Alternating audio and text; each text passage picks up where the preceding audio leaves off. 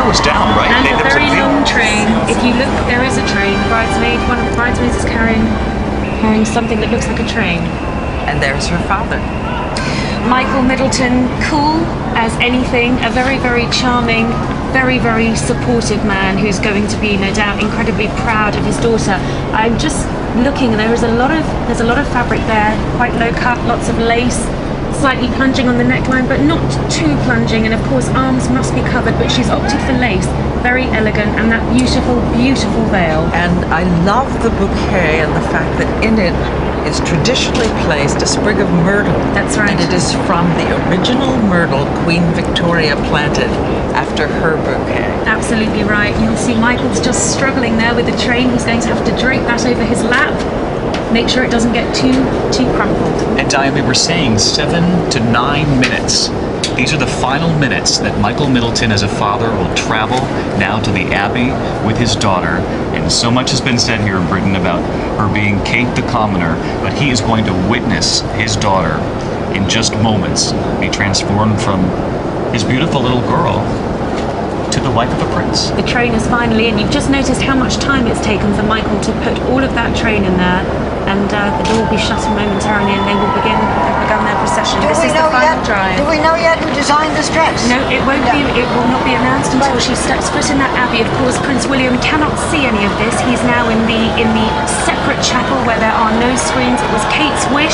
She's waving there, but it was Kate's wish that William wouldn't see the dress until he turned round to see his bride on the red carpet. By the way, that is Kate's female bodyguard in the front seat. And if any of you remember the pictures of Princess Grace, there's the tiara, Barbara, as well. She's Lots of wearing a debate over tiara. tiara, and we can see it looks like the George III so the tiara. Queen probably gave her the tiara, but it looks very much like the dress that Princess Grace wore all those years ago. And there was so much made here in Britain about her hair, whether or not she would wear it up or down. There were photographs in the last 24 to 48 hours of her with her hair up. It was sort of a tease. People thought, is that what she'll do? But she looks very much like the Kate Middleton this country knows well. She wanted to do her own makeup this morning. She wanted to look like herself. The hair is her trademark, and it's down.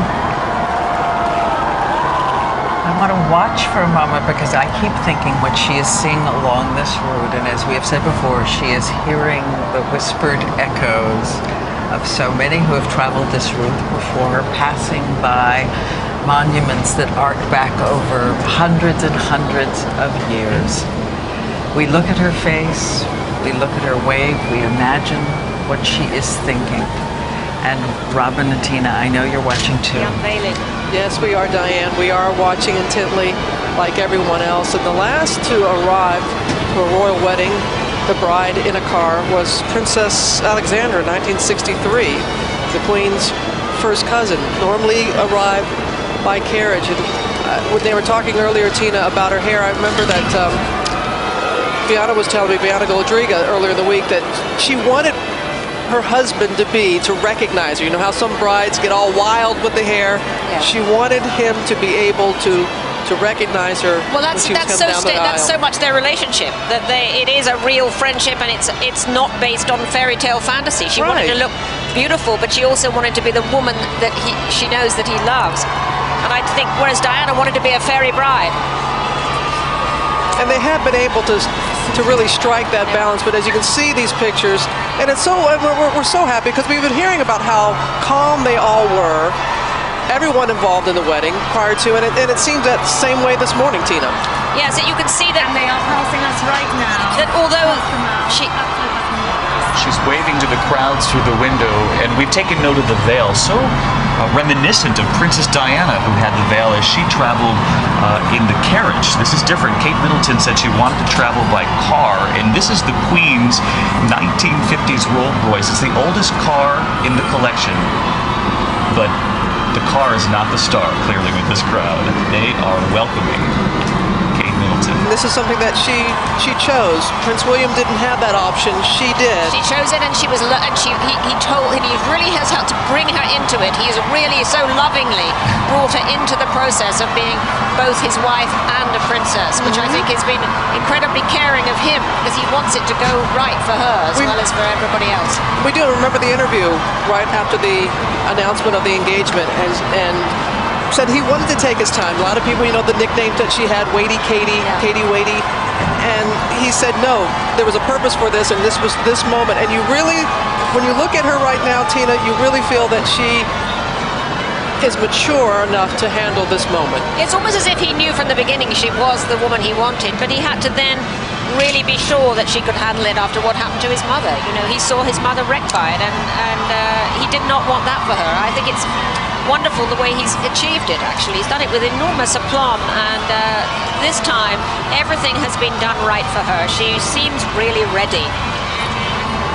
It's about her last 9 minutes here in the car. And I have to say, Diane, the sun has come out all of a sudden here outside the Abbey. Diane? She is arriving. And for those of you who are just joining us, the royal wedding is on time. Her prince is waiting. Let's just stop for a moment, watch, and listen.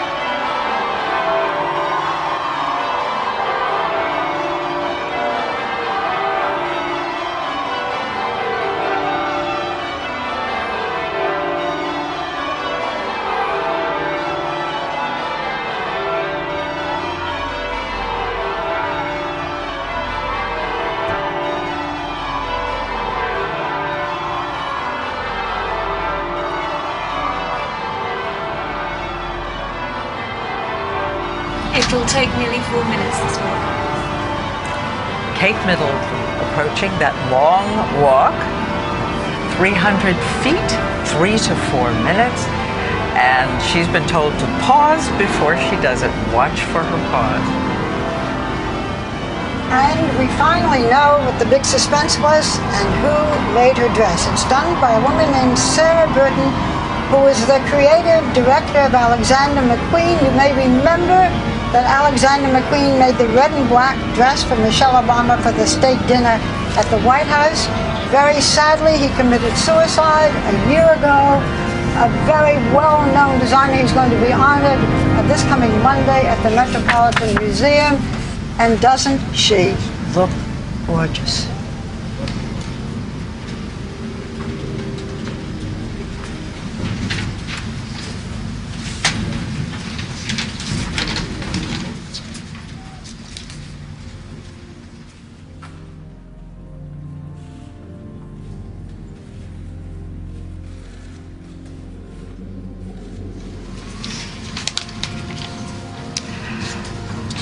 The Very Reverend Dr. John Hall, Dean of Westminster, greeting her.